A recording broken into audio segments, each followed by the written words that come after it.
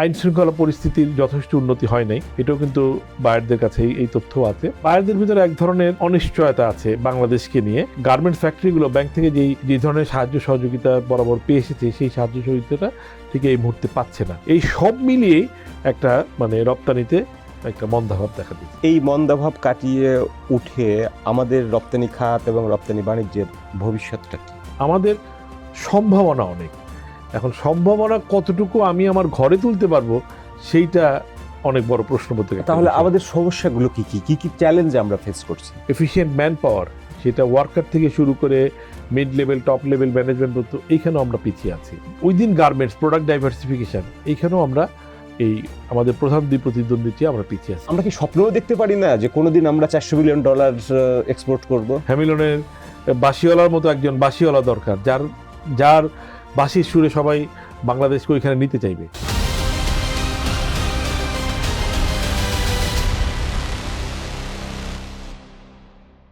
Hello everyone, welcome to TBS future. আমাদের রপ্তানি খাত, রপ্তানি বাণিজ্যের ভবিষ্যৎ কি? সামনের দিনগুলোতে কি অপেক্ষা করছে, কেমন হবে?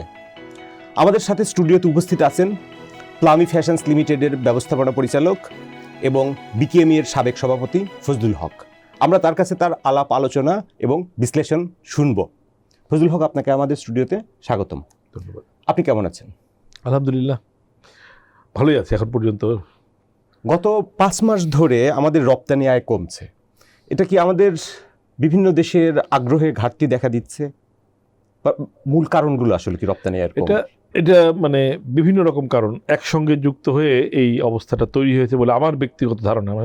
আসল কারণ তার কারো পক্ষে বলাই সম্ভব নয়, অ্যানালাইসিস করে যে যার দৃষ্টিভঙ্গি থেকে করবে। এটার বৈশ্বিক কিছু কারণ আছে এবং অভ্যন্তরীণ কিছু, বাইরের কিছু কারণ আর ভিতরের কিছু কারণ। বাইরের কারণের ভিতরে হচ্ছে যে আমাদের যে মূল বাজার যেগুলো, ধরেন যুক্তরাষ্ট্র, ইউরোপ, ওইখানে পণ্যের চাহিদা যে কোনো কারণেই হোক কিছুটা কমে গেছে। এটা একটা বড় কারণ। শুধু যদি এই কারণটার ভিতরে সীমাবদ্ধ থাকতো তাহলে হয়তো বলতে পারতাম যে আমাদের প্রবৃদ্ধি কিছুটা, আমরা তো আসলে প্লাসে ছিলাম, দীর্ঘদিন যাবত আমরা প্লাসে ছিলাম। এখন কিন্তু আমরা মাইনাসে, জিরোতে না, আমরা নিচের দিকে নেমে গেছি। ফলে ইম্প্যাক্টটা কিন্তু অনেক বড়, একেবারে ধরেন +10-12% থেকে আমরা 14% মাইনাস পর্যন্ত নেমে গেছি। সো অনেক বড় কিন্তু গ্যাপটা। আর ইন্টারনাল কারণের ভিতর হচ্ছে কি যে এখন নির্বাচন সামনে, এক ধরনের অনিশ্চয়তা আছে বায়ারদের ভিতরে। কারণ বায়াররা কিন্তু বাংলাদেশের খবর আমাদের চেয়ে ভালোই রাখে, কারণ তাদের প্রত্যেকের অফিস আছে, তাদের এখানে একটা বড় সোর্সিং হাব এইটা, তারা এখানকার হাল হকিকত তারা সবসময় আপডেট থাকতে চায়। সো এবং আইন শৃঙ্খলা পরিস্থিতির যথেষ্ট উন্নতি হয় নাই, এটাও কিন্তু বায়ারদের কাছে এই তথ্য আছে। ফলে বায়ারদের ভিতরে এক ধরনের অনিশ্চয়তা আছে বাংলাদেশকে নিয়ে, এবং এটা নির্বাচন সুষ্ঠুভাবে সম্পন্ন না হওয়া পর্যন্ত এই অনিশ্চয়তাটা পুরোপুরি কাটবে না। এর সঙ্গে যোগ হয়েছে আরও কিছু বিষয়, যেমন ধরেন ব্যাংকিং ক্ষেত্রে আমরা যারা বাংলাদেশ ব্যাংকের যারা ঊর্ধ্বতন কর্মকর্তা আছেন, গভর্নর প্লাস অন্যান্য, তারা চেষ্টা করছেন ব্যাংকিং সেক্টরটাকে একটা সুশৃঙ্খল কাঠামোর ভিতর দিয়ে নিয়ে আসতে। কিন্তু এই সুশৃঙ্খল কাঠামোর ভিতরে আনতে গিয়ে যেটা হয়েছে যে অনেকগুলো ব্যাংক কিন্তু একদম খুঁড়িয়ে চলছে, বন্ধ হয় না, এবার বন্ধ হওয়ার উপক্রম। কোনো রকমে অক্সিজেন দিয়ে বা লাইফ সাপোর্ট দিয়ে বাঁচিয়ে রাখা হয়েছে ব্যাংকগুলোকে, বা অনেকগুলোকে অক্সিজেন না দিলেও আইসিইউতে নিয়ে রাখা হয়েছে। এরকম অবস্থা কিন্তু অনেকগুলো ব্যাংকের। গার্মেন্টস ফ্যাক্টরিগুলো ব্যাংক থেকে যে ধরনের সাহায্য সহযোগিতা বরাবর পেয়ে এসেছে, সেই সাহায্য সহযোগিতাটা ঠিক এই মুহূর্তে পাচ্ছে না। আবার ব্যাংকেরও ধরেন নিয়মকানুন আগেও ছিল, এখনও আছে, কিন্তু হঠাৎ করেই এই গত এক বছরে যে নিয়মকানুনগুলো পরিপালনে ব্যাংক হঠাৎ করে অনেক কঠোর হয়ে গেছে। এটা আপনি এক অর্থে ব্যাংকে দোষ দিতে পারবেন না, যে আইন তো আগেও ছিল, কিন্তু আপনি যদি আকস্মিকভাবে একটা নতুনভাবে প্রয়োগ করেন, যে ঠিক আছে অফিসে জয়েন করার সময় সকাল 9টা বিকাল 5টা পর্যন্ত অফিস করবেন, বাট আগে লোকজন 9:30 10টায় আসতো, চলতো। হঠাৎ করে আপনি 10টায় আসার ফলে চাকরিচ্যুতি বা 50% বেতন কেটে নিলে এরকম ভয়ানক শাস্তি দেওয়া শুরু করলেন, পরিস্থিতিটা জটিল হয়ে যাবে। সো এইখানেও কিছুটা ওই রকম হওয়াতে ব্যাংকের যেই রেগুলার যে সাপোর্ট টুয়ার্ডস দ্য ইন্ডাস্ট্রি, সেইটাতে কিছু ব্যত্যয় হয়েছে। ফলে অনেক কারখানাই আগের মতো তার হয়তো ফুল ক্যাপাসিটি আছে, কিন্তু ব্যাংকের সাপোর্টটা ওই ফুল ক্যাপাসিটিতে রান করার মতো অবস্থা এখন নাই। অনেকে বন্ধ হয়ে গেছে, অনেকে খোলা থাকলেও ব্যাংকের সাপোর্টের কারণে ফুল ক্যাপাসিটিতে চলতে পারছে না। এই সব মিলিয়ে একটা মানে রপ্তানিতে একটা মন্দাভাব দেখা দিচ্ছে। তাহলে এই মন্দাভাব কাটিয়ে উঠে আমাদের রপ্তানি খাত এবং রপ্তানি বাণিজ্যের ভবিষ্যৎটা কি? একটা হচ্ছে যদি আপনি অনেক বড় ভবিষ্যতে যদি অনেক লম্বা আকারে দেখতে চান, যে 10 বছর 15 বছর, আমরা একেবারে মানে 5 বছরই দেখি আমরা, 5 বছর 5-10 বছর, তখন আমি বলবো এটা ভালো। 5 বছর 10 বছর, কারণ আমাদের সম্ভাবনার জায়গাটা অনেক ভালো। বলতে আমি ওইটা বলছি ওই কারণে যে আমাদের সম্ভাবনার জায়গাটা কিন্তু এখনও উন্মুক্ত, যে বাংলাদেশের মানে আন্তর্জাতিক বাজারে পিছিয়ে পড়বার মতন মানে কারণগুলো যেগুলো আছে, যেগুলো আমরা মোকাবেলা করতে পারি, তাহলে বাজার আছে। এখন বাজারটা আমি ধরতে পারবো কি না সেটা তো আমার ক্যাপাসিটির উপর নির্ভর করে। কেউ এসে আমাকে খাইয়ে দিবে না, হ্যাঁ, আমাকে ওই খাবারটা অর্জন করতে হবে। খাবারটা কেড়ে না নিলেও, মানে যুদ্ধ করে মানে না নিলেও, মানে অন্যের সঙ্গে এক ধরনের প্রতিযোগিতা করে আমাকে নিতে হবে। সো এই জায়গাতে আপনি যদি লং টার্মে দেখেন, প্রবাবিলিটি ইজ দেয়ার। এখন বাস্তবতাটা ভিন্ন। বাস্তবতাটা হচ্ছে যে আমরা এটাকে কতটুকু কাজে লাগাবো। কি কি সম্ভাবনা আছে আমাদের সামনের 5 বছরে? ধরেন, যেমন আমি আপনাকে 1-2টা ডেটা বলি। ভিয়েতনামের টোটাল এক্সপোর্ট $400 বিলিয়ন ক্রস করেছে। চায়নার শুধু আরএমজি এক্সপোর্টই $170 বিলিয়ন মতো। গ্লোবাল এই মার্কেটটার সাইজ $500 বিলিয়ন মতো। সেখানে আমাদের এক্সপোর্ট সাইজ মাত্র আমরা 40-42 বিলিয়ন আছি। তাহলে মার্কেটটা তো হিউজ। সেই মার্কেটের যে আপনি সম্ভাবনার কথা বলছিলেন, সেই সম্ভাবনাটা আসলে কি? সেই প্রশ্নটি কিন্তু আমার উত্তরটার অনেকখানি আছে। যে যেমন টোটাল মার্কেটটা আপনি $500 বিলিয়ন কাছাকাছি বললেন, তার মানে আমরা কিন্তু মানে 7-8% আমরা মার্কেট শেয়ার আমরা এনজয় করতেছি। 8% মতো আমরা মার্কেট শেয়ার। 92% কিন্তু এখনও মার্কেট আমাদের দখলের বাইরে। তার মানে এই না আপনি গিয়ে ইচ্ছা করলে, মানে আপনি চেষ্টা করলে 92 পুরোটাতে আপনি নিতে পারবেন না। মানে অনেক সম্ভাবনা এখানে আছে। এবং এই যে আপনি ধরেন প্রধান 2টা দেশের কথা বললেন, মানে আমাদের যে প্রধান 2 প্রতিদ্বন্দ্বী যদি বলি, আরও 2-1জন আছেন, বাট একেবারে প্রধান 2টা ধরলে চীন এবং ভিয়েতনাম। এবং ভিয়েতনামের টোটাল রপ্তানি হচ্ছে $400 বিলিয়ন। ইটস এ হিউজ, হ্যাঁ। বাট যদি শুধু পোশাক রপ্তানি ধরেন, ভিয়েতনামের আবার যে ফিগারটা পাবেন পোশাক, এটার সঙ্গে আবার একটা টেক্সটাইল যোগ থাকে। সো পোশাক রপ্তানি বোধহয় এখনও 40-এর কম আছে, 36-37 কিছু হবে, একেবারে আমাদের কাছাকাছি। কিন্তু ভিয়েতনাম যদি মনে করেন যে এখানে ফোকাস করে, যে তারা যদি ইচ্ছা করে এবং ইচ্ছার সঙ্গে যদি চেষ্টাটা যুক্ত করে, যে না তারা এই পোশাক রপ্তানি $80 বিলিয়ন করবে, $100 বিলিয়ন করবে, তাদের সেই সক্ষমতা আছে, তাদের সেই ইমিডিয়েট সক্ষমতা আছে। সেই সক্ষমতা আমাদের, সেই সক্ষমতাটা আমরা তাদের থেকে পিছিয়ে আছি, সেটা হয়তো আমি পরে বলছি। কিন্তু সম্ভাবনার জায়গাটা যদি বলি, এই সম্ভাবনা হচ্ছে যে ভিয়েতনাম আমার জানা মতে তাদের এই মুহূর্তের ফোকাসটা পোশাক শিল্পে খুব একটা নাই। তারা বরং আরও হাই ভ্যালু অ্যাডেড আইটেমে তারা, যেহেতু আপনি $400 বিলিয়ন বললেন, $400 বিলিয়ন ওইখানেও গিয়ে দেখেন তার লেস দেন 10% হচ্ছে মানে তৈরি পোশাক রপ্তানি, আর আমাদের হচ্ছে 80% প্লাস হচ্ছে তৈরি পোশাক রপ্তানি। সো এখানে একটা বিশাল বৈপরীত্য আছে। চায়নাও গিয়ে দেখেন তার টোটাল রপ্তানি খুবই সামান্য অংশ হচ্ছে তৈরি পোশাক।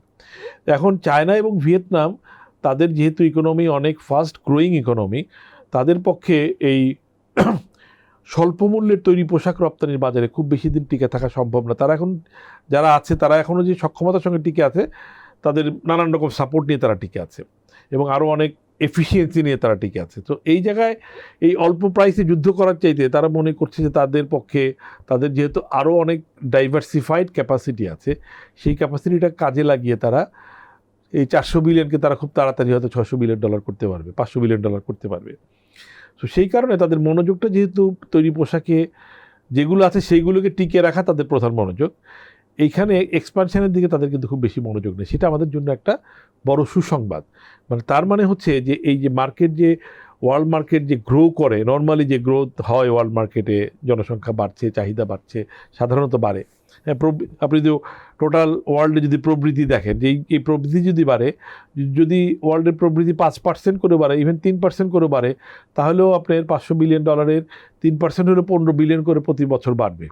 সো এইটার একটা বড় অংশ কিন্তু আমরা নিতে পারি যদি আমরা আমাদের সক্ষমতা তৈরি করতে পারি। যেহেতু আমাদের প্রধান প্রতিদ্বন্দ্বী চীন এবং ভিয়েতনাম, তাদের এইখানে এক্সপানশনের দিকে তাদের মনোযোগটা কম। সো সব মিলিয়ে, যে আমি যেটা শুরুতেই বললাম, যে আমি যদি 5 বছর বা ডাউন দ্য লাইন আরও লম্বা সময় দেখি, সেই সময় আমাদের সম্ভাবনা অনেক। এখন সম্ভাবনা কতটুকু আমি আমার ঘরে তুলতে পারবো, সেইটা অনেক বড় প্রশ্ন বলতে গেলে। তাহলে আমাদের সমস্যাগুলো কি কি কি চ্যালেঞ্জ আমরা ফেস করছি? আমাদের চ্যালেঞ্জগুলো বহুমাত্রিক। একটা হচ্ছে যে আমি যদি একটা মানে বড় আকারে ধরি, ম্যাক্রো আকারে যদি ধরি, ম্যাক্রো আকারে আমরা ধরলে ধরেন প্রথমত একটা আছে একটা চ্যালেঞ্জ, যেটা আমরা আসলে কখনোই মোকাবেলা করতে পারবো না, ভৌগোলিক অবস্থান। আমাদের ভৌগোলিক অবস্থানটা এরকম যে আমাদের এখান থেকে আমাদের প্রধান বাজার যদি যুক্তরাষ্ট্র এবং ইউরোপ ধরি, সেইখানে আমাদের মানে ভেসেলে যাইতে সময় বেশি লাগে। এটা আমরা মানে এটা বাই ডিফল্ট আমার কিছু করার নেই, আপনার ভৌগোলিক অবস্থান পরিবর্তন করতে পারেন। যেটা পরিবর্তন করতে পারেন যে ভিয়েতনাম এবং চীন থেকে সরাসরি জাহাজ যায় এই সবগুলো দেশে, এবং তাদের ওইখান থেকে ট্রানজিট টাইম হচ্ছে মোরলেস 2 উইকস। আমাদের এখানে মিনিমাম হচ্ছে 4 উইকস। কারণ আমাদের আসলে ম্যাপ যদি দেখেন, পণ্যটা বাংলাদেশ থেকে আগে নিচের দিকে নামে, ম্যাপের নিচের দিকে নামে, সিঙ্গাপুরে যায় অথবা শ্রীলঙ্কা যায় অথবা মালয়েশিয়া যায়, তিনটেই আমাদের ম্যাপের নিচের দিকে। আর আমাদের প্রধান বাচ্চাগুলো হলো আমাদের ম্যাপ মানে পৃথিবীর ম্যাপের বাংলাদেশের উপরের দিকে। সো আমরা নিচের দিকে নেমে তারপর আবার উপরের দিকে উঠি। এটা সব মিলে প্রায় 4 থেকে 5 সপ্তাহ লাগে, ডিপেন্ডিং অন দ্য মানে, এবং 6 সপ্তাহ লাগে কোথাও কোথাও যদি মানে depending on the port location. So এই যে 3 সপ্তাহ 4 সপ্তাহ আমরা মানে ডাইরেক্ট ভেসেলের কারণে পিছিয়ে আছি।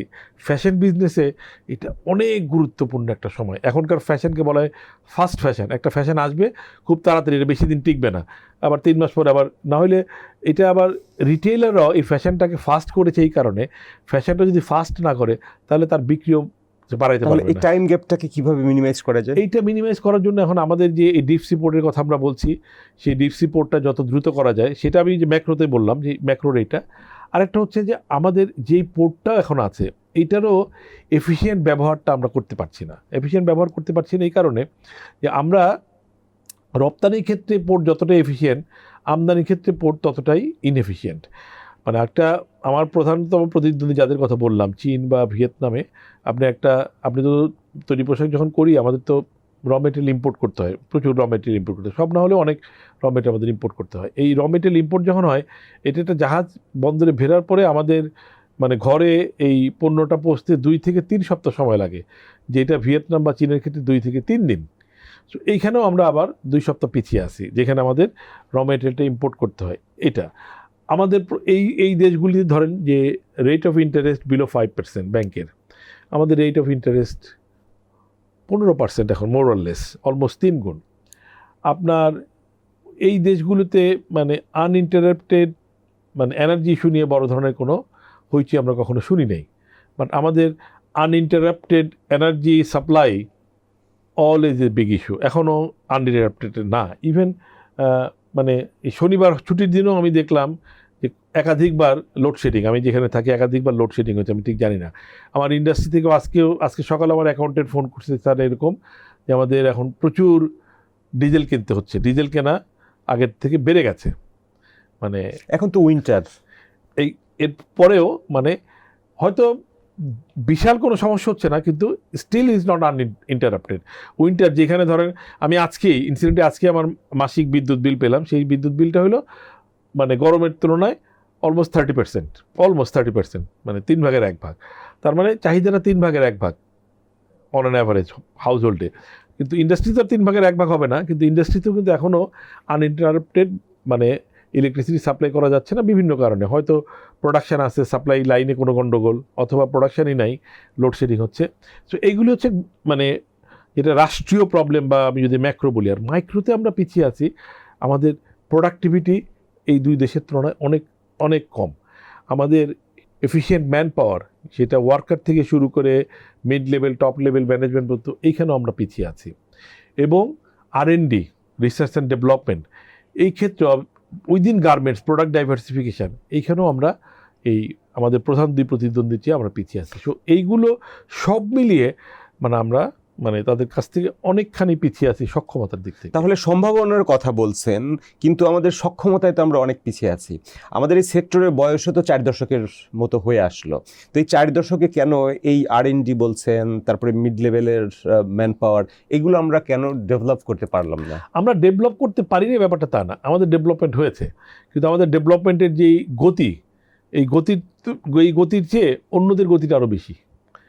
মানে আমরা আমাদের ডেভেলপমেন্ট এত স্লো কেন? এইটা উত্তরটা খুব জটিল উত্তর এই কারণে যে আমরা একটা সার্টেন মার্কেটে হয়তো হ্যাপি হয়ে গেছি, যে আমরা একটা নিশ মার্কেট আমরা মানে শুরু করেছিলাম মোরলেস বেসিক আইটেম দিয়ে, বিগ ভলিউম, হ্যাঁ, ওই একই জিনিস বারবার করছি, ওইটার জন্য আমাদের হয়তো মানে খুব বেশি R&D, খুব বেশি প্রোডাক্টিভিটি ইমপ্রুভমেন্ট না করলেও চলতো। কিন্তু মার্কেট যখন আরও কম্পিটিটিভ হয়ে গেল, আপনি যখন আরও উপরে উঠতে চাইলেন, তখন যখন এই প্রয়োজনটা এসে দাঁড়ালো, আমরা বিভিন্ন কারণে, এটা মালিকদের অনীহা বলেন, তাদের কোনো কোনো ক্ষেত্রে দূরদর্শিতার অভাব বলেন, কোনো কোনো ক্ষেত্রে পর্যাপ্ত তহবিলের অভাব বলেন, কারণ এগুলো সব কিছুর সঙ্গে আবার একটা ইনভেস্টমেন্টের প্রশ্ন আছে। এবং R&Dতে ইনভেস্টমেন্ট করার ক্ষেত্রে মানে আমাদের এক ধরনের অনীহাও আছে যে R&Dতে ইনভেস্ট করবো, এটার ইমিডিয়েট রিটার্নটা চোখে দেখা যায় না। হ্যাঁ, এটার রিটার্নটা আসলে একটু অদৃশ্য রিটার্ন। সো এই কারণেই এইখানে যতটা বিনিয়োগ, যতটা অ্যাটেনশান পাওয়া দরকার ছিল, এবং আরেকটা জায়গায় যেটা হলো আমাদের বেসিক ম্যান পাওয়ার, যেটা আমরা যারা এই কাজগুলো করবে সেই ম্যান পাওয়ারও আমাদের ঘাটতি আছে, দক্ষ ম্যান পাওয়ারও আমাদের ঘাটতি আছে। এবং দক্ষ ম্যান পাওয়ারের ঘাটতিটা আবার আপনি ইচ্ছা করলে কালকেই পূরণ করতে পারবেন না। তো সব মিলিয়েই আমাদের যেই ডেভেলপমেন্টটা হয়েছে, আমরাও অনেক ডেভেলপ করেছি নিঃসন্দেহে, 40 বছরে তো আর আগের জায়গায় নাই, গত 10 বছরেও ডেভেলপমেন্টটা চোখে পড়ার মতো। কিন্তু আমারটা চোখে পড়ার মতো হলেও অন্যদেরটা চোখের পলক ফেলেরও আগে চলে যায় আর কি, তাদের ডেভেলপমেন্টটা আমাদের চেয়ে অনেক বেশি, ওইখানে আমরা পিছিয়ে আছি। আপনি ভিয়েতনামের কথা বলছিলেন যে ভিয়েতনাম এবং চায়না এই তৈরি পোশাক শিল্পের মানে কম দামি জায়গা থেকে সরে আসতে পারে, তাহলে সেখানেও আমরা একটা অ্যাক্সেস পেতে পারি বা সুবিধাটা নিতে পারি। এগেইন আমরা হচ্ছে সেই পোশাক শিল্পের উপরেই ফোকাস করছি। আপনি যেটা বলছিলেন ভিয়েতনাম $400 বিলিয়ন, ওর ডাইভার্সিফাইড প্রচুর প্রোডাক্ট আছে, তাহলে আমরা এতদিন ধরে এই RMG ভিত্তিক সব কিছুই এক বাস্কেটে রাখা, গত 12 বছর ধরে আপনার আমাদের টোটাল এক্সপোর্টের 80% শুধুমাত্র RMG, আর বাকি যত প্রোডাক্ট আছে ডজনের পর ডজন সব মিলায় হচ্ছে 20%। তো বাকি তো আমাদের অন্য সেক্টরগুলো কেন ডেভেলপ করতে পারছে না? যেমন ধরেন আপনার ওষুধ আছে, চামড়া আছে, কৃষি প্রক্রিয়াজাতকরণ আছে, এই সেক্টরগুলো কেন ডেভেলপ হচ্ছে না? এই সেক্টরগুলো এক্সপোর্ট বাড়ছে না কেন? এটা তো সবাই দেখা যায় যে $1 বিলিয়ন কেউ ক্রস করতে লেদার কখনো হয়তো দম বেড়ে যাচ্ছে, দম বের হয়ে যাচ্ছে, এই 500 মিলিয়ন, 300 মিলিয়ন, 200 মিলিয়ন। না, এইটা আসলে সঠিক উত্তরটা তো আমি ঠিক অনুমান করে বলতে পারি, কারণ আমি তো ইনসাইডার না। হ্যাঁ, আউটসাইডার হিসেবে আমি আপনার মতোই বলতে পারি যে আমি যখন এই ব্যবসায় আসছি, ধরেন আরও 30 বছর আগের কথা বলি, বা যদি তারপরে কিছুদিন পর থেকে তো শুনে আসছি যে গার্মেন্টসের চেয়ে ওষুধ শিল্পের কথা শুনেছি, যে আরেকটা গার্মেন্টস শিল্প হবে বা এর চেয়ে তো অনেক বেশি হবে। আমরা চামড়া শিল্পের কথা শুনেছি, আমরা IT শুনেছি, যে সবাই গার্মেন্টসকে একটা টার্গেট করে যে আমরা খুব শিগগিরই মানে গার্মেন্টসকে ছাড়িয়ে যেতে পারি। এইটার অনেকগুলো কারণের ভিতরে একটা কারণ হতে পারে যে আমাদের অ্যাটেনশনটা, নতুন উদ্যোক্তা যারা আসেন তারা তাদের সাকসেস স্টোরিটা যখন দেখেন, তারা আশেপাশে যখন তাকান, তখন গার্মেন্টসের মানে আশেপাশে তাকাইলে 10 জনের ভিতরে 9 জনই গার্মেন্টসের উদ্যোক্তা দেখেন, এবং অ্যাপারেন্টলি মনে হয় যে সবাই সাকসেসফুল। গার্মেন্টস নিয়ে সবসময় পত্রপত্রিকায় লেখালেখি হচ্ছে, পত্রিকা খুললেই গার্মেন্টস রিলেটেড একটা নিউজ থাকে। হ্যাঁ, টেলিভিশনে টক শো খুললেও গার্মেন্টসের একটা না সারাদিনে একটা না একটা টক শো থাকে।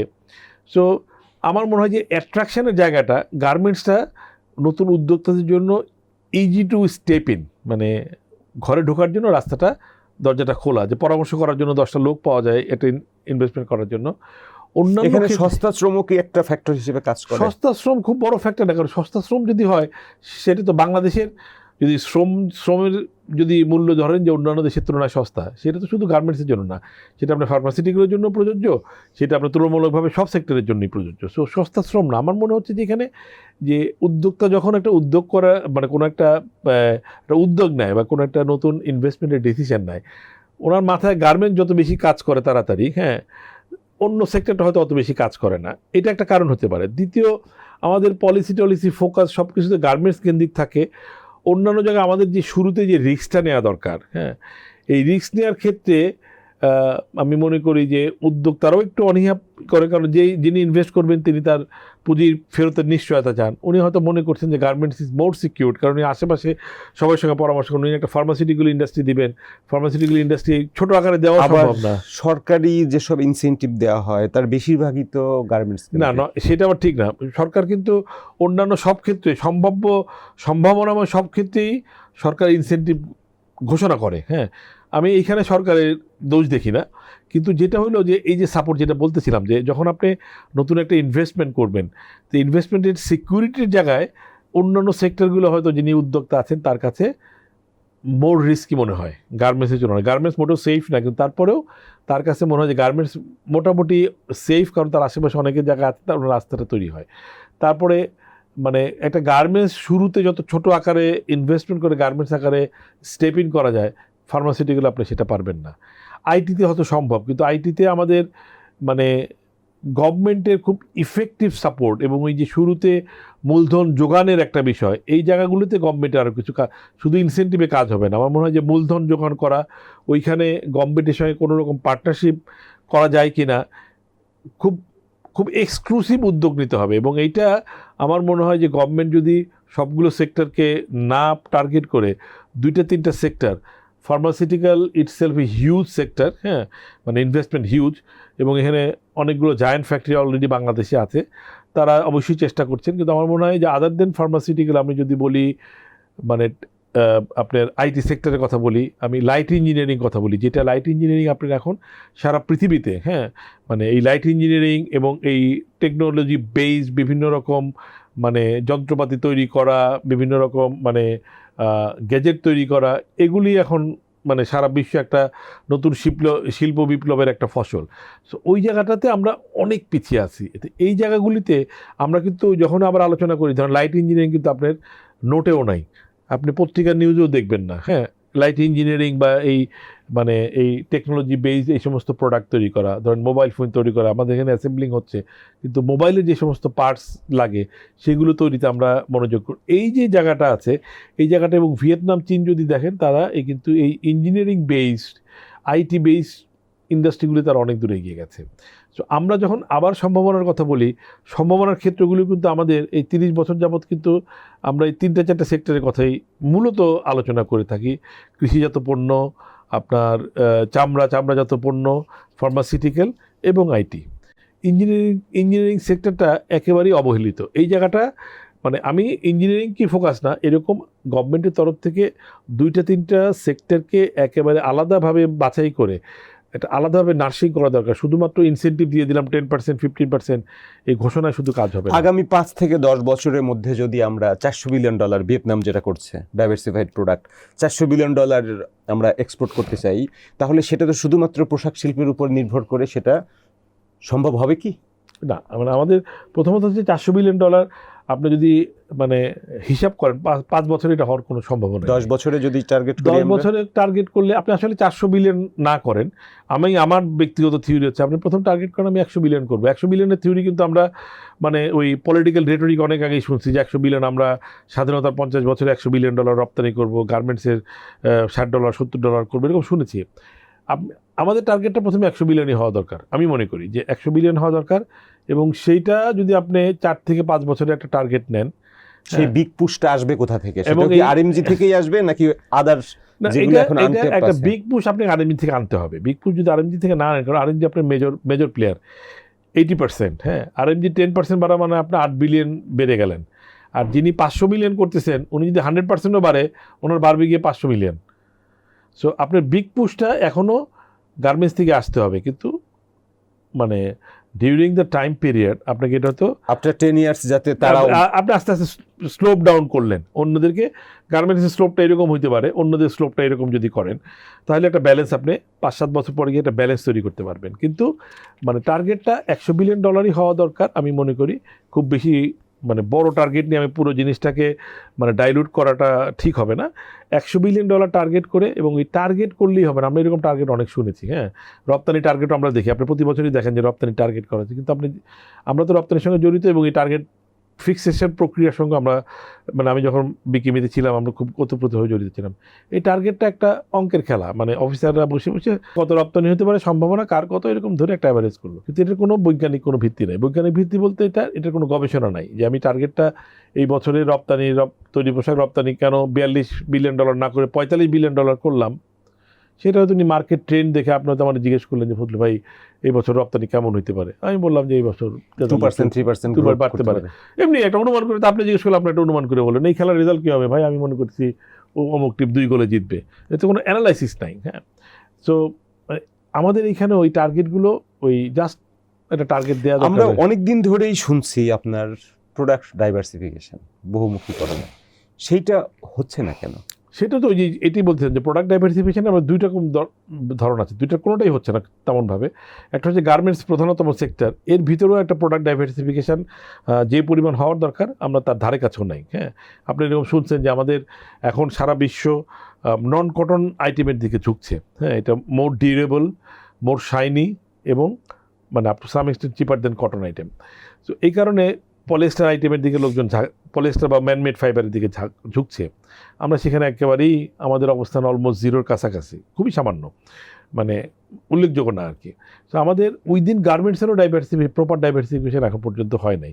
আর অন্যান্য ক্ষেত্রে ডাইভার্সিফিকেশন তো হচ্ছে না, সেটা আগেই বললাম যে আমাদের ফোকাসের জায়গাটা অভাব আছে। এবং ওই টার্গেটে যেটা বলতেছিলাম যে $100 বিলিয়ন টার্গেট করলেই হবে না, এই টার্গেটটা কীভাবে আমি ডিস্ট্রিবিউট করব, মানে 100 বিলিয়নের কত বিলিয়ন গার্মেন্টস থাকবে এবং তার প্রত্যেকটার একটা রেশনাল জাস্টিফিকেশন থাকতে হবে যে আমি এই কারণে এই মনে করছি যে গার্মেন্টসটা 42 বিলিয়ন থেকে আগামী 5 বছরে 70 বিলিয়ন হতে পারে বা 65 বিলিয়ন হতে পারে বা 60 বিলিয়ন হতে পারে। এবং সেইটা হওয়ার জন্য আমার কি কি স্ট্র্যাটেজি দরকার, আমার কি কি মানে স্ট্র্যাটেজিক্যাল প্ল্যান দরকার, আমার কি কি স্ট্র্যাটেজিক্যাল ফিনান্সিয়াল সাপোর্ট দরকার, সব কিছু করতে হবে। এটা একটা অনেক বড় কাজ, কিন্তু এই কাজটাকে আমরা এত ছোট আকারে নির্ণয় করি সবসময়। টার্গেটের ব্যাপারটা খুবই এত জাস্ট এটা বলে দিলাম, মন্ত্রী মহোদয় বলে দিল বা মাননীয় প্রধানমন্ত্রী বললেন বা প্রধান উপদেষ্টা বললেন, আমি কাউকে ব্যক্তিগতভাবেই করছি না, মানে কোনো একটা হায়ারার্কি থেকে বলে দিল বা বিজিএমের প্রেসিডেন্ট বললো বা মুখে বলছেন, মানে ওইটাই কিন্তু টার্গেট ফিক্স হয়ে গেল। এর কোনো মানে বেজ নাই। হ্যাঁ, মানে একটা সায়েন্টিফিক অ্যানালিটিক্যাল স্ট্র্যাটেজিক্যাল কোনো বেজ এখানে তৈরি হয় না, ফলে কোনো টার্গেটই আর শেষ পর্যন্ত গিয়ে বাস্তবায়িত হয় না। হইলে পরে তখন আমরা আবার উল্লাস করি, হয়তো এমনিই হয়ে গেছে। হ্যাঁ, আপনি মনে করলেন আপনি আজকে মানে বাংলাদেশ টিম, ক্রিকেট টিম আগামী ওয়ার্ল্ড কাপে সেমিফাইনালে খেলবে, একটা টার্গেট করলেন, কোনো প্ল্যান নেই, কিছু নেই, কিন্তু খেলে ফেললো, আপনি উৎসব করলেন। 4 দশক 5 দশক আগে বাংলাদেশ ভিয়েতনাম তো একই কাতারেই ছিল। তো সেই ভিয়েতনাম সেখান থেকে $400 বিলিয়ন এক্সপোর্ট করছে। আপনি যেটা বলছেন যেটা হলো ভিয়েতনামের এক্সপোর্ট আরও জাম্প করতে পারে, যেহেতু ওরা হাই ভ্যালুড প্রোডাক্ট আরও যাচ্ছে। তো আমরা কি স্বপ্নও দেখতে পারি না যে কোনোদিন আমরা $400 বিলিয়ন এক্সপোর্ট করব? না, স্বপ্ন তো আমি দেখতেই পারি। স্বপ্ন দেখতে তো প্রথমত যদি হালকা টোনে বলি, স্বপ্ন দেখতে পয়সা লাগে না, আপনি দেখতেই পারেন। 400 কেন 4000 দেখতে পারি। আমরা যদি সিরিয়াসলি বলি অবশ্যই $400 বিলিয়ন বাংলাদেশে করার, আমি শুরুতেই বলেছি আমাদের সক্ষমতা আছে, আমাদের সম্ভাবনা আছে, কিন্তু আমাদের যেটা নাই সেটা হলো আমাদের ধৈর্য নিয়ে পরিকল্পনা করা, এইটা আমাদের নাই, এই জায়গাটা মিসিং আমরা। এবং ধরেন যে গার্মেন্টসে এত বড় একটা ইন্ডাস্ট্রি, এখন পর্যন্ত গার্মেন্টস নিয়ে কোনো মাস্টার প্ল্যানিং নাই যে গার্মেন্টস আসলে 10 বছর পরে রাষ্ট্র গার্মেন্টসকে কোন জায়গায় দেখতে চায় বা আপনি কোন জায়গায় দেখতে চান, এরকম কোনো প্ল্যান গার্মেন্টসকে নিয়েও হয় না। অন্য ইন্ডাস্ট্রি তো বাদই দিলাম আমি, যে ইন্ডাস্ট্রির উপর মানে দেশের অর্থনীতির বড় অংশ দাঁড়িয়ে আছে, সেই ইন্ডাস্ট্রিকে নিয়েও কিন্তু এই মুহূর্তে পর্যন্ত কোনো মাস্টার ইন্ডাস্ট্রিতে যারা আছেন তারা কি নিজেদের মতো করে কোনো মাস্টার প্ল্যান করেছে 20 বছর 30 বছর পরে? ইন্ডাস্ট্রি নিজেরাও করে নাই। সো এটা এই ধরনের প্ল্যান হয়তো গভর্নমেন্টের তরফ থেকেই মানে করাটা শ্রেয়, এটা গ্রহণযোগ্যতা থাকে, গভর্নমেন্টের সেই ক্যাপাসিটি আছে টু স্পেন্ড মানি। হ্যাঁ, গভর্নমেন্ট মানে উইদাউট এনি বেনিফিট এখানে করতে পারে, কিন্তু প্রাইভেট সেক্টরে তো সবসময় তার বিজিএমই এই কাজটা করতে পারে কিনা? হ্যাঁ, অবশ্যই করতে পারে, কিন্তু তার ওই সক্ষমতা, আর্থিক সক্ষমতা থাকার একটা বিষয় আছে। এবং আমার মনে হয় উদ্যোগটা গভর্নমেন্ট যদি নেয়, বিকিমি তাকে সাপোর্ট করলো, সেটা একটা আইডিয়াল সিনারিও হতে পারে। কিন্তু এটা একটা নির্মোহ, আমি আবার একটা শব্দ আবারও জোর করে বলি যে নির্মোহ একটা প্ল্যান এবং একটা স্ট্র্যাটেজিক্যাল মানে একটা মাস্টার প্ল্যান দরকার আমাদের। না হলে আসলে $400 বিলিয়ন ওই হালকা কথার মতো স্বপ্ন আপনি দেখতেই পারেন, তো এটা আপনার আমার জীবিত অবস্থায় মানে সম্ভাব্য জীবিত অবস্থায়, মানে সম্ভাব্য বলতে আমাদের নর্মাল যে আয়ুষ্কাল, সেই আয়ুষ্কালে এটার বাস্তবায়ন দেখাটার কোনো সম্ভাবনা নাই। কিন্তু যদি মানে আগামী 30-40 বছরেও সেটা সম্ভব না বলছেন, আমি তো আরো 20-30 বছর বাঁচতে পারি। আমি সেটা বলছি যে আগামী 20-30 বছর, হ্যাঁ, যদি মানে 30-40 বছরও $400 বিলিয়ন আমরা যেভাবে আসছি, তাতে আমি যদি এর কোনো মানে ড্রাস্টিক্যাল চেঞ্জ না হয়, আমাদের যদি টোটাল পরিকল্পনা যদি বড় ধরনের কোনো পরিবর্তন আমরা না আনতে পারি, আমরা যদি এইভাবেই চলতে থাকি, তাহলে সেটা 30-40 বছর করলে জাম্প করা সম্ভব। ওই যে আবার বললাম, সেটা আমাদের এক ধরনের মানে বড় ধরনের একটা প্ল্যান দরকার, এবং সেই প্ল্যানের একেবারে 6 মাস অন্তর অন্তর একটা মানে একটা রেজাল্ট ওরিয়েন্টেড একটা টার্গেট থাকবে, যে আমার 6 মাস পর, 6 বছর পর না, একদম 2000 আমি যদি প্ল্যান করি 2027 সালে আমি এখানে দেখতে চাই, জুনে ডিসেম্বরে গিয়ে আমি এটা দেখতে চাই। হ্যাঁ, এবং কতটুকু প্রোগ্রেস হলো, কতটুকু সেটা আমরা যদি রিভিউ করতে পারেন। হ্যাঁ, কারণ 3 বছর হয়ে গেলে আমরা আমাদের হইলো যে সময় শেষ হওয়ার আগে আমরা রিভিউ করি না। হ্যাঁ, যেমন একটু আগে আজকে বিকালেই একজনের সঙ্গে কথা বলছিলাম যে ওই এলডিসি নিয়ে 8 বছর আগে আমরা জানি, কিন্তু আমি বললাম যে খারাপ ছাত্ররা যেরকম হয় না, খারাপ ছাত্ররা সারা বছর পড়াশোনা করে না, পরীক্ষার দিন যত আগে আসে ওই 1 মাস আগে চিন্তা করে আচ্ছা আরও 30 দিন আছে, আমি একটু পরে কদিন পরে পড়াশোনা করলেও হবে। হ্যাঁ, যত পরীক্ষার সময় আসে তত তার উদ্বেগ বাড়ে, তখন তাকে একটু আমরা দেখতে পারি যে সে হয়তো পরীক্ষার 3-4 দিন আগে শেষমেশ পড়াশোনা করছে। তো আমাদের অবস্থাটা এটার সঙ্গে একটু তুলনা করা যায় যে আমরা এই জায়গায় খুব ভালো ছাত্র না, এই পরিকল্পনার ক্ষেত্রে আমরা খুব ভালো ছাত্র না। যে আমরা যদি এই পরিকল্পনাটা করি 6 মাস অন্তর অন্তর একটা রেজাল্ট দেখতে চাই, এবং সেই রেজাল্ট শুধুমাত্র টার্গেট করলেই হবে না, টার্গেটটা আমরা কীভাবে অ্যাচিভ করব তার পিছনে আসলে একেবারে সুনির্দিষ্ট মানে একদম পরিকল্পনা বাস্তবায়নের জন্য সুনির্দিষ্ট বাজেটের সঙ্গে সুনির্দিষ্ট যে উদ্যোগটা দরকার। শুধু টাকা থাকলেও হবে না, আপনার উদ্যোগ লাগবে। হ্যাঁ, টাকা দিয়ে আপনি ঘুমাই রইলেন এখন কি তাহলে যে যা করছি তাই নিয়ে আমরা হ্যাপি আছি? আর কোনো অ্যাপারেন্টলি আমরা তাই, ব্যাপারটা এরকমই যে আমরা যার জায়গা থেকে আমরা মোটামুটি হ্যাপি আছি, ভালোই চলছে। তো ফলে যখন ভালোই চলছে আমরা হ্যাপি আছি, তখন আপনি খুব ড্রাস্টিক্যাল গ্রোথ আপনি আশা করতে পারেন না। এবং আমরা যখন 3-4% গ্রোথ হই, আমরা মনে করি অনেক ভালো আছি, ডাবল ডিজিট গ্রোথ হলে ভালো আছি। কিন্তু আমরা এই জিনিসটা কখনোই চিন্তা করি না, এই যে আমি 12% গ্রোথ করলাম, ইট সাউন্ডস ভেরি গুড, কিন্তু আমরা কখনো হয়তো তখন চিন্তা করি না 12% জায়গায় কি আমার পক্ষে 20% গ্রোথ করা সম্ভব ছিল? সম্ভব থাকলে কেন আমি পারিনি? এই অ্যানালাইসিসটা কিন্তু আমরা কখনো করি। যেমন ইউরোপের মার্কেটে দীর্ঘদিন ধরে আমরা ডিউটি ফ্রি অ্যাক্সেস এনজয় করছি, নাথিং বাট আর্মস। চায়নাতেও রিসেন্টলি আমরা অলমোস্ট 100% বোধহয় ডিউটি ফ্রি পেয়েছি। বাট এই ইউরোপের মার্কেটে আরএমজি ছাড়া আর কোনো মেজর প্রোডাক্ট নেই। আপনি যত আবার জায়গায় চায়নাতে আমাদের তো আসলে এক্সপোর্ট $1 বিলিয়ন অনেক কম। তাহলে বিগ মার্কেটগুলো, অন্য প্রোডাক্টগুলো আমরা কেন প্রডিউস করতে পারছি না? এখন এই মার্কেটগুলো ধরেন আপনি সুযোগ সম্ভাবনা কি শেষ হয়ে যাচ্ছে না? কোনো উইন্ডো তো সারা খোলা জীবন থাকবে না। এবং আপনি খুব ভালো পয়েন্ট বলেছেন। আমরা শুধু ধরেন আমাদের আলোচনায় আমরা চীন আর ভারতের কথাই বললাম, হ্যাঁ, চীন আর ভিয়েতনামের কথা বললাম। এরা ধরেন এস্টাবলিশ বড় প্রতিদ্বন্দ্বী। অন্যরা কিন্তু আমরা প্রস্তুতি নিচ্ছি, আমরা চেষ্টা করছি। ওই যে বললাম যে অন্যরা আমাদেরকে ছাড়িয়ে গেছে, অন্যরা কিন্তু আরও কিছু কান্ট্রি আছে যারা আমাদেরকে ছাড়িয়ে যাওয়ার পথে আছে। কারা আছে? এর ভিতরে ভারতের নাম আপনি বলতে পারেন, আপনি ইন্দোনেশিয়ার নাম, যেটা খুবই কম উচ্চারিত হয় এক্সপোর্ট সেক্টরে।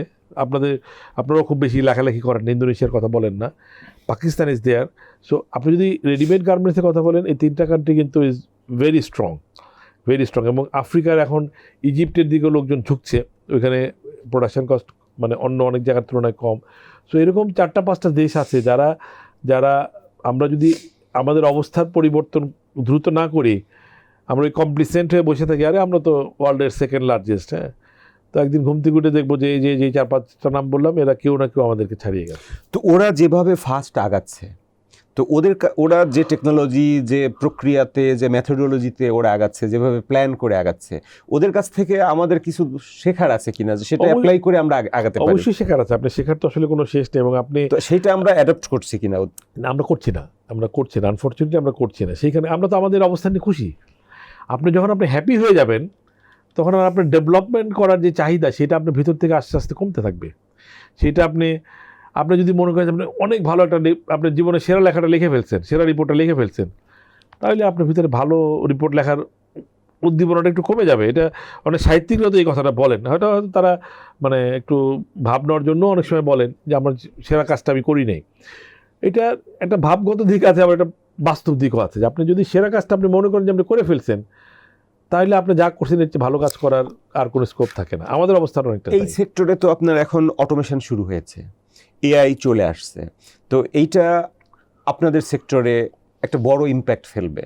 এটার পজিটিভ নেগেটিভ 2টা সেক্টরই আছে। তা আমাদের এক্সপোর্ট সেক্টর কিভাবে প্রস্তুত হচ্ছে? এখানে অটোমেশন, এআইয়ের ইউজ আরও বাড়ার কারণে জব লস হবে কিনা, এটা একটা দিক আছে। আবার এখানে আপনার সামনে সম্ভাবনা কী রকম আছে? এটা সম্ভাবনা, আমি আবার বলছি, সম্ভাবনা তো আপনার অপারই বলবো এই কারণে। এবং এটা আমাদের প্রোগ্রেসটাও ভালোই এই সমস্ত ক্ষেত্রে। আপনি যদি মানে ডেভেলপমেন্ট যেটা বলেন, টেকনোলজিক্যাল মানে ইউজের যে ব্যবহার, মানে যেই ব্যাপারটা বলছেন যে উন্নত প্রযুক্তির ব্যবহার ইন্ডাস্ট্রিতে, এইটা কিন্তু আমরা সবসময় করছি। এটা কিন্তু অনগোয়িং একটা প্রসেস, এটাকে ঘোষণা দিয়ে করার দরকার নাই। কারণ এটা যদি আপনি না করেন, ইন্ডিভিজুয়াল বিজনেস, আমি চিন্তা করলাম যে আমার কাছে আপনি আমার কম্পিটিটর, আপনি একটা মেশিন নিয়ে আসলেন, মডার্ন একটা মেশিন নিয়ে আসলেন, সেটা আপনার দেশের ভিতরে হন বা দেশের বাইরে হন। আমি দেখলাম যে রিটার্ন ভাইয়ের এখানে একটা লেটেস্ট মেশিন আছে। এখন এইটা যদি আমার কাছে না আসে, তো ক্রেতারা তো মানে অটোমেটিকলি আপনার প্রতি বেশি আকৃষ্ট হবে, যেহেতু আপনার কাছে লেটেস্ট টেকনোলজি আছে। বাইরে তো এগুলো অনেক অনেক অনেক বেশি মূল্য দেয়। আমি এলডিসি গ্র্যাজুয়েট করলাম কি করলাম না, তার চেয়ে অনেক বেশি গুরুত্বপূর্ণ হচ্ছে যে আমার টেকনোলজিক্যালি আমি সাউন্ড কিনা, টেকনোলজিক্যালি আমি ওয়েল ইকুইপড কিনা। সো এই টেকনোলজিক্যাল ডেভেলপমেন্টটা আমাদের এখানে হচ্ছে, কিন্তু এই হওয়ার গতিটা আগে যেটা বললাম, এই হওয়ার গতিতে আমরা পিছিয়ে আছি। আমরা চ্যাম্পিয়ন হলাম, বাংলাদেশে হচ্ছে সবচেয়ে বেশি গ্রিন ফ্যাক্টরি আছে, গ্লোবালি যতগুলো আছে তার মেজরিটি হচ্ছে বাংলাদেশে। তাহলে এই গ্লোবাল লিডার আমরা গ্রিন ফ্যাক্টরিতে হতে পারলাম, এক্সপোর্টের জায়গা আবার ওই একই জায়গায় আসি যেটা $500 বিলিয়ন মার্কেট, ওইখানে কেন আমরা লিডার হতে পারছি না? ওইখানে ওই যে ইনিশিয়েটিভের অভাব, যে আপনি যথাযথ ইনিশিয়েটিভ আপনি নিতে পারবেন না। আপনি যেমন ধরেন গ্রিনের কথা বললেন, তো এটারও একটা ধরেন মানে আমি ইনসিডেন্টালি আমি ওয়ান অফ দ্য মানে pioneer of the green industry. So ওইখানে আমি আমার নিজেরটা বলি, আমি যেভাবে মোটিভেটেড ছিলাম, হ্যাঁ, এটা কিন্তু ফিনান্সিয়াল কোনো কারণ না, এটা মোটিভেশনটা ছিল রানা প্লাজা ধ্বংস হওয়ার পরে যে পুরো বাংলাদেশের মানে ইন্ডাস্ট্রিকে বয়কট করার জন্য সারা পৃথিবীতে বিভিন্ন জায়গায় আন্দোলন চলছিল। ওইটা আমাকে সাংঘাতিকভাবে মানে পজিটিভলি মোটিভেট করছে। আমি খুবই অপমানিত বোধ করতেছিলাম এবং আমি খুবই ছোট মানুষ, বাট তখন আমার মাথায় কাজ করতেছিল এমন একটা কিছু করা যায় যে বাংলাদেশের চেহারা পাল্টে দেওয়া যায়। তো হঠাৎ করে একদিন এই গ্রিন ফ্যাক্টরির আমরা এই উদ্যোগের কথা আমরা শ্রীলঙ্কার রেফারেন্স কিছু পেলাম। We are highly motivated from that perspective. আমাদের তখন এর লাভ হবে না, লোকসান হবে, টাকা কই থেকে জোগাড় হবে, এগুলি মাথায় কিছু ছিল না। মাথায় ছিল যে আমরা একটা পৃথিবীর সেরা গ্রিন ফ্যাক্টরি করব।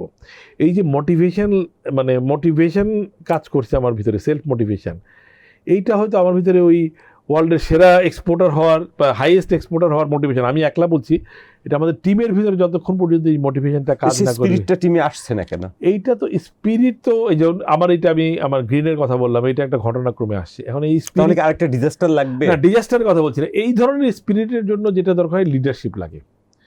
আপনি সেটা সেক্টরাল লিডারশিপ হতে পারে, সেটা কান্ট্রি লিডারশিপ লাগে, যে আপনাকে স্বপ্ন দেখাবে, আপনাকে পথ দেখাবে, আপনাকে মানে উৎসাহিত করবে, প্রণোদিত করবে, হ্যাঁ, মোটিভেট করবে, আপনার উপর প্রভাব ফেলবে যে ঘুম থেকে ওঠো, চলো যাই। হ্যাঁ, আপনি হ্যামিলনের বাঁশিওয়ালার মতো একজন বাঁশিওয়ালা দরকার, যার বাঁশির সুরে সবাই বাংলাদেশকে ওইখানে নিতে চাইবে। সো আনফর্চুনেটলি এই জায়গাটা আমাদের ঘাটতি আছে, সেটা ইন্ডাস্ট্রি লেভেলে বলেন বা রাষ্ট্রীয় লেভেলে বলেন, কোনো জায়গাতেই নেই। ঠিক ওই যেই লিডারশিপ আমাদের এই অর্ধ ঘুমন্ত ইন্ডাস্ট্রি পিপলকে জাগিয়ে তুলে মানে একটা নতুন কিছু একটা তৈরি করার ক্ষেত্রে নিয়ে যাবে, সেইটা ঠিক আমার কাছে এই মুহূর্তে ভিজিবল না। এখন আগামী দিনে মানে নতুন নেতৃত্ব আমরা মানে নির্বাচনের পরে পাবো, সেইখানে যদি রাষ্ট্রীয় কাঠামোয় নতুন নেতৃত্ব আসে, সেই নেতৃত্বের ক্যারিশমা কী হবে, হ্যাঁ, সেটা তখন এটা প্রসঙ্গে আসবো আমরা লাস্ট পার্টে। ম্যান পাওয়ারের কথা বলছিলেন, স্কিল ম্যান পাওয়ার। তো আমাদের এখানে কিছু টেক্সটাইল ইউনিভার্সিটি আছে, কলেজ আছে, বিজিএমই এর ফ্যাশন ইউনিভার্সিটি আছে। এইটা কতটুকু আপনাদেরকে স্কিল ম্যান পাওয়ার সাপ্লাই দিচ্ছে? কারণ আমাদের এডুকেশনের, যদি জেনারেল এডুকেশনে যাই, তাহলে আমাদের ইউনিভার্সিটিগুলোকে আমরা বলা হয়ে থাকে যেটা হলো এরা দে আর প্রডিউসিং বেকার, মানে যত বেশি শিক্ষিত হবে এডুকেটেড মানে এমপ্লয়েড পার্সন আর কি, হ্যাঁ, যে শিক্ষিত বেকার তারা তৈরি করছেন। এটা আপ টু সাম এক্সটেন্ট সত্যি। এবং বেশিরভাগ ইউনিভার্সিটি, প্রাইভেট ইউনিভার্সিটি অনেক আছে, কিছু কিছু ইউনিভার্সিটির শিক্ষার মান নিয়ে একটা বড় ধরনের প্রশ্ন আছে, যেটা আলটিমেটলি মানে জব মার্কেটে গিয়ে একটা ইম্প্যাক্ট পড়ে। কারণ জব মার্কেটে যখন আপনি ইন্টারভিউ নেন, স্পেশালি টেকনিক্যাল জবে, তখন সবাই কিন্তু ওই জিনিসটা একটু দেখে। আপনাদের ইন্ডাস্ট্রির ফোকাস যে শিক্ষা প্রতিষ্ঠানগুলো আছে, সেখান থেকে যে গ্র্যাজুয়েটগুলো আসছে, সেগুলোর কোয়ালিটি স্কিল কেমন? সেগুলো ওই যে বলতেছিলাম যেটা, সেটা আগের চেয়ে ভালো। যখন এই ধরনের টেকনিক্যাল ইউনিভার্সিটিগুলি ছিল না বা মানে এটার বিস্তার তেমন বেশি ছিল না, তো তার চেয়ে এখন পরিস্থিতি উন্নত। কিন্তু এটার মানও আমি ঠিক বলবো যে ঠিক এখনও আমরা অন অ্যান অ্যাভারেজ, আমাদের এখানে কয়েকটি ইউনিভার্সিটি আছে ওয়ার্ল্ড ক্লাস না হলেও মানে ইন্টারন্যাশনাল স্ট্যান্ডার্ড, হ্যাঁ, কিন্তু বেশিরভাগ ইউনিভার্সিটি, প্রাইভেট ইউনিভার্সিটির পড়াশোনার মান নিয়ে কিন্তু জনমনে ইন জেনারেল, আপনার ভিতরেও প্রশ্ন আছে, আপনারাও জানেন, আমরা তো সমাজের কেউ বাইরে না। সো ফলে হয়েছে কি যে এটা আমরা যাদের সঙ্গে কম্পিট করছি, যে সমস্ত দেশের, তাদের গ্র্যাজুয়েটদের সঙ্গে আমাদের অন এন অ্যাভারেজ যে গ্র্যাজুয়েট যারা বের হচ্ছে ইউনিভার্সিটি থেকে, তাদের স্ট্যান্ডার্ডে একটা পার্থক্য। আপনাদের সেক্টরে তো ডিমান্ড আছে, স্কিল পিপুলের ডিমান্ড আছে, আমাদের শিক্ষা ব্যবস্থা সেই ডিমান্ড আসলে পূরণ করতে পারছে না। তো এই যে একটা গ্যাপ আছে, এই গ্যাপটা মিনিমাইজ করা যায় কিভাবে, সেটার জন্য কি আপনাদের সেক্টর থেকেও কোনো উদ্যোগ নেওয়া হয়েছে? আমাদের সেক্টর উদ্যোগ যদি ধরেন যে বিজিএমই ফ্যাশন ইনস্টিটিউট করা হচ্ছে, সেটা একটা উদ্যোগ, কিন্তু এইটা আমি বলবো যে লেভেলে এইটা আমি যদি ওইটা বলি যে আমি বিজিএমের একজন মেম্বার হিসেবে বলি, কিন্তু এটার মান বৃদ্ধি করার জন্য, এটার পড়াশোনার মান বৃদ্ধি করার জন্য উদ্যোগটা কিন্তু খুব বেশি চোখে পড়ে না। হ্যাঁ, এটার কলেবর বৃদ্ধি করার জন্য, অন্যান্য ফ্যাসিলিটি বৃদ্ধি করার জন্য যতটুকু পড়ে, মান হয়তো বৃদ্ধি হয়েছে, কিন্তু এটা ইন্টারন্যাশনাল স্ট্যান্ডার্ডে নেওয়ার জন্য যে জায়গায় যেই চেষ্টাটা আমাদের করা দরকার সেইখানে ঘাটতি আছে। এবং একইভাবে অন্যান্য যে সমস্ত প্রাইভেট ইউনিভার্সিটি আছে যারা টেকনিক্যাল এডুকেশন অফার করতেছেন বা মানে টেকনিক্যাল এডুকেশন দিচ্ছেন স্টুডেন্টদেরকে, তাদেরও এই মানের জায়গাটা নিয়ে কিন্তু ওইখানেও কিছু সমস্যা আছে কিছু কিছু ইউনিভার্সিটির ক্ষেত্রে। ফলে আমরা আমাদের প্রতিদ্বন্দ্বী দেশগুলির ক্ষেত্রে ওই জায়গাতে আমরা কিন্তু কিছুটা পিছিয়ে আছি। তাহলে ওই যে বলছিলাম $400 বিলিয়ন রপ্তানির স্বপ্ন দেখা, সেই স্বপ্ন দেখতে হলে আপনার গ্রাউন্ডে প্রচুর কাজ করতে হবে। এটা শুধুমাত্র ওই যে 10টা ইন্ডাস্ট্রিগুলো দিতে হবে না, আপনার এডুকেশন সিস্টেমকে মানে ইন্ডাস্ট্রি ওরিয়েন্টেড করতে হবে, ইন্ডাস্ট্রি নিড ওরিয়েন্টেড করতে হবে, আপনার ব্যাংকিং ফ্যাসিলিটি এনশিওর করতে হবে, আপনার পোর্ট ফ্যাসিলিটি বাড়াইতে হবে। হিউজ জব, এটা একটা বিশাল বিশাল মানে মানে কার্যক্রম, এবং এটার জন্য অনেক জনবল দরকার, দক্ষ জনবল দরকার, যারা এই পরিকল্পনাটা করবেন এবং পরিকল্পনা বাস্তবায়ন করবেন। বিরাট অর্থের দরকার। এইটা এখন যেহেতু বর্তমান যে সরকার, অন্তর্বর্তী সরকার এখন ক্ষমতা আছেন, তাদের মেয়াদ আর 1 মাসের কিছু দিন বেশি আছে, মানে নির্বাচন যদি সুষ্ঠুভাবে হয়, যথাসময় যদি সুষ্ঠুভাবে হয় 12ই ফেব্রুয়ারি, সো ধরেন আর হয়তো সরকার আরও হয়তো এরপরে 7 দিন থেকে 15 দিন যদি তারা ক্ষমতা হস্তান্তরের জন্য নেয়, তাহলে এই সরকারের মেয়াদ আছে আর 1.5 মাস। সো এই 1.5 মাসে এদের দ্বারা রেডিক্যাল কিছু চেঞ্জ হবে। নতুন সরকারের কাছে আমার কাছে এটা এক্সপেকটেশন থাকবে যে আমরা এমনিতে অর্থনীতিতে অনেকগুলো সমস্যা তৈরি হয়ে আছে, আগেও ছিল, 1.5 বছরে এর সঙ্গে আরও কিছু নতুন সমস্যা যোগ হয়েছে। এবং তার চেয়ে বড় কথা এই যে আমাদের অপার সম্ভাবনা, আপনি $400 বিলিয়ন বলছেন বা আমি $500 বিলিয়ন বলছি, বা আরও দূরে যত দূর চোখ যায়, এই যে সম্ভাবনার জায়গাটা, এইটা বাস্তবায়ন করার জন্য নতুন সরকার যদি ডে 1 থেকে একটা পদক্ষেপ নেয়, সেটা ভালো হবে। কারণ এইরকম একটা মাস্টার প্ল্যান করতে গেলে কিছু কিছু সিদ্ধান্ত নিতে হবে, সেটা হয়তো অজনপ্রিয় সিদ্ধান্ত। এবং একটা পলিটিক্যাল গভর্নমেন্টের একটা কথা আছে, একটা প্রচলিত ধারণা আছে যে আপনি অপ্রচলিত যতই অজনপ্রিয় যত সিদ্ধান্ত আছে, সেই সিদ্ধান্তগুলো উচিত হলে আপনি ক্ষমতায় আসার যত তাড়াতাড়ি নিতে পারেন, কারণ যত আপনি দেরি করবেন তত আপনার পরবর্তী নির্বাচন কাছাকাছি চলে আসবে, তখন আপনি অজনপ্রিয় সিদ্ধান্তগুলি নিতে পারবেন না বা নিতে পিছপা হয়ে যাবেন। তো নতুন সরকার যদি প্ল্যান করে যে আমি আমার বাংলাদেশের এক্সপোর্টকে $400 বিলিয়ন নিয়ে যাব আফটার 10 ইয়ার্স 20 ইয়ার্স, তাহলে সেই প্ল্যানটা কি ধরনের হওয়া উচিত? কি বিগ পুশ লাগবে? এগেইন আমি আবারও যদি ওই জায়গায় আসি, নতুন গভর্নমেন্টের কাছে আমি আবার বলবো যে 20 বছর মেয়াদী পরিকল্পনা তারা করতেই পারে, কিন্তু তাদের মেইন ফোকাস আসলে 5 বছরই হওয়া উচিত। 5 বছর হলে এটা মোর প্র্যাকটিক্যাল, এবং তাদের জন্য এটা আরও উপযোগী এই কারণে যে এটার বেনিফিট উনি নেক্সট ইলেকশনে নিতে পারবেন, যদি উনি এই 5 বছরের ভিতরে একটা দৃশ্যমান উন্নতি করতে পারেন। আমরা তো দেখবো চোখে, তো এটা কিন্তু ওনার নেক্সট ইলেকশনে জেতার ক্ষেত্রে এটা নির্বাচনী প্রচার হিসেবে বা নির্বাচনী হাতিয়ার হিসেবে কাজ করবে। 20 বছর মেয়াদি যেটা হইতে পারে, সেটা হয়তো যেই গভর্নমেন্টে আসুক, সে হয়তো চিন্তা করতে পারে, ভাই আমি যে পরে 5 বছর পরে গিয়ে আবার জিতবো, তার তো কোনো গ্যারান্টি নেই। ওনার ফোকাস ওইখানে একটু ঢিলেঢালা হইতে পারে। ফলে টার্গেটে যেটা আমি শুরুতে বলছিলাম যে অনেক বড় টার্গেট, দীর্ঘমেয়াদী অনেক বড় টার্গেট না করে তুলনামূলকভাবে স্বল্পমেয়াদী বা মধ্যমেয়াদী যদি একটা প্ল্যান করা যায়, এবং সেই প্ল্যানের সঙ্গে যদি প্রপার ইমপ্লিমেন্টারি জিনিসগুলো যোগ করা যায়, শুধু প্ল্যান করলেই হবে না, সেটা বাস্তবায়নের সঠিক পদক্ষেপ, বাজেট নেওয়া, সব কিছু যদি এনশিওর করা যায়, আমি কোনো কারণ দেখি না যে 5 বছরে $100 বিলিয়ন বা তারও বেশি করা যাবে না। এবং সেটা গ্রাউন্ডটা যদি স্ট্রং হয়, তারপরে তো আপনার জাম্প করারও সম্ভাবনা তৈরি হবে। যদি গ্রাউন্ডটা যদি স্ট্রং হয়, সেফ হয়, আপনিও তো জাম্প দিতে তখন খুব দ্বিধা করবেন না। তখন তো আমরা ইজিলি স্বপ্ন দেখতে পারবো যে এটা করার জন্য আরো অনেক উদ্যোক্তা দরকার। আপনি বুঝতে পারছেন, আমার ক্যাপাসিটিও বাড়াইতে হবে। শুধু মার্কেটে চাহিদা বাড়াইলে তো হবে না। আমার যদি চাহিদা বাড়ে, ধরেন কালকে গার্মেন্টসেরই আমার $40 বিলিয়ন, আমার আগামী বছরের অর্ডার প্রজেকশন চলে আসলো যে আমার $80 বিলিয়ন রপ্তানি করা সম্ভব, তা আপনি ওইটা সম্ভাবনা তৈরি হলে আপনি এটা করতে পারবেন না, কারণ আপনার সাপ্লাই চেইন কনস্ট্রেন্ট থাকবে তখন। আপনার কাছে আমার শেষ প্রশ্ন, ফেব্রুয়ারিতে নতুন সরকার গঠিত হচ্ছে, সেই সরকারের কাছে আপনাদের এক্সপোর্ট সেক্টর ইন্ডাস্ট্রি দ্রুততার সাথে কি পদক্ষেপ মেজার এক্সপেক্ট করেন? আমরা গত সপ্তাহে একজন সম্ভাব্য মানে বিজয়ীর সঙ্গেও আলাপ করেছি, মানে বিএনপির চেয়ারপারসন জনাব তারেক রহমানের সঙ্গে আমরা ব্যবসায়ী প্রতিনিধি দল কথা বলেছি ওনার সঙ্গে।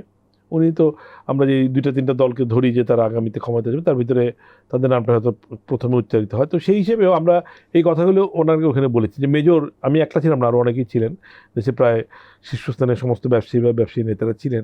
সবার মাঝখানে যে কথাগুলো উঠে এসেছে সে তার ভিতরে প্রধানতম এটা সিরিয়ালি 1-2 করা না, যেমন জ্বালানি সরবরাহটা নিশ্চিত করা, এটা খুবই জোরসোরে উঠেছে। আপনার এরপরে এসেছে ব্যাংক সুদের হার মানে মানে এক অঙ্ক না, এক অঙ্কেরও নিচের অংশে নিয়ে আসা, 5-এর অ্যারাউন্ড 5-এ নিয়ে আসা, এটা চেষ্টা করা। আপনার আইন শৃঙ্খলা পরিস্থিতির মানে উন্নতি করা, যাতে একজন উদ্যোক্তা, একজন কারখানা মালিক নিশ্চিন্তে তার কারখানা পরিচালনা করতে পারেন। এই 3টা বিষয়ে খুব ফোকাস ছিল। আরেকটা বিষয় ছিল সুশাসন প্রতিষ্ঠা করা প্রত্যেকটা সেক্টরে। আমরা জানি যে সুশাসনের বাস্তবায়নের অবস্থাটা কত খারাপ, দুর্নীতি এবং দুর্নীতি প্লাস অন্যান্য যে জিনিস মিলে সব মিলিয়ে যদি সুশাসনের জায়গাটা আসি, আমার যতদূর মনে পড়ে ওইখানে ওই মিটিংয়েও এই 4টা বিষয়ই সবচেয়ে বেশি আলোচিত হচ্ছে। সুশাসন নিশ্চিত করা, আপনার আপনার সুদের হার কমানো, জ্বালানি নিরাপত্তা নিশ্চিত বিএনপি করা। চেয়ারম্যান তারেক রহমানের আপনাদের এই পরামর্শগুলো বা এক্সপেকটেশনগুলোর প্রতি তার ফিডব্যাক কি ছিল? ওনার ইনস্ট্যান্ট ফিডব্যাক ছিল যে আমরা যেই মানে ধারণা দিয়েছি, উনি বললেন যে ওনারাও দীর্ঘদিন যাবৎ বাংলাদেশের ইকোনমি স্টাডি করছেন এবং আমরা যে সমস্ত পয়েন্ট তুলেছি, বর্তমান সমস্যা এবং সম্ভাব্য সমাধান এবং পসিবিলিটি ইন নিয়ার ফিউচার, ওনার একটা উত্তর ছিল যে ওনাদের স্টাডির সঙ্গে আমাদের যেই প্রেজেন্টেশন, ওই দিন প্রেজেন্টেশনটা খুব গবেষণালব্ধ প্রেজেন্টেশন না, বিক্ষিপ্ত, যে আপনি আপনার মতো মত দিয়েছেন, আমি আমার মতো মত দিয়েছি, এরকম যে মতামতগুলো ওইখানে উঠে এসেছে সেইগুলো ওনার ভাষ্য অনুযায়ী এটা ওনাদের গবেষণার সঙ্গে এটার অন্তত 80% মিল আছে। সো এটা আমাদের জন্য একটু আশার বাণী যে ওনারা যদি নির্বাচনে বিজয়ী ক্ষমতায় আসেন, তাহলে হয়তো তখন যদি ওনাদের এই কথাগুলো মাথায় থাকে, তারা নিশ্চয়ই এক্সপোর্ট ওরিয়েন্টেড যে সেক্টর, সেই সেক্টরটা আরও বেশি সরকারের মনোযোগ পাবে। সেটা কিন্তু মানে একটা অবস্থা পরিবর্তনের ক্ষেত্রে, বিশেষ করে বাংলাদেশের মতো একটা দরিদ্র দেশে, এই সরকারের যথাযথ মনোযোগটা কিন্তু অনেক জরুরি। ফজলুল হক, আমাদের সময় দেওয়ার জন্য আপনাকে ধন্যবাদ। আপনি ভালো থাকবেন, সুস্থ থাকবেন, নিরাপদে থাকবেন। আপনাকে ধন্যবাদ। ডিয়ার ভিউয়ার্স, আমাদের সাথে থাকার জন্য আপনাদেরকে ধন্যবাদ। আপনারা ভালো থাকবেন, সুস্থ থাকবেন, নিরাপদে থাকবেন।